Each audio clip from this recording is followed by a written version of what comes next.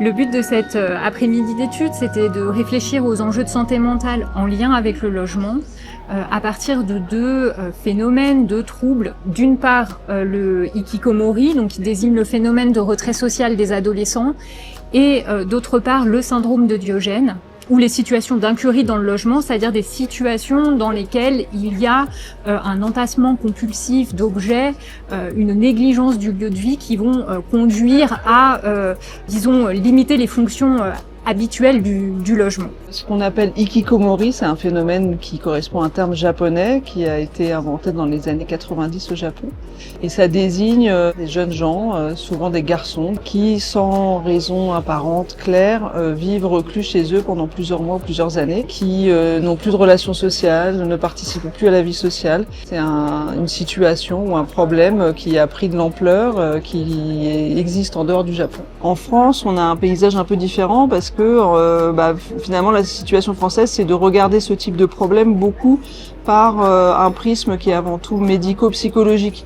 Et donc à proposer plutôt des prises en charge plus classiques qui peuvent passer par exemple par une période d'hospitalisation psychiatrique ou en tout cas qui vont mobiliser des catégories et des modes de pensée plus proches de ce monde médico-psychologique. Lorsqu'il s'agit d'accompagner ces personnes, il faut éviter d'avoir une démarche qui soit brutale ou une intervention qui soit musclée parce qu'elle va faire pire que mieux. Et les trois conséquences majeures, malheureusement, c'est la rechute, qui est le moins grave. Deuxième conséquence, c'est une fragilisation de la santé mentale de la personne avec une dépression par exemple qui va s'aggraver. La conséquence la plus grave, c'est le fait que la personne va se laisser mourir. Ce genre de conséquences gravissimes doit absolument être évité et pour cela, la sensibilisation et la connaissance, la diffusion de ce qu'est le syndrome de Diogène et de tous ses contours et ses enjeux sont absolument nécessaires pour l'ensemble des travailleurs. C'est une question complexe.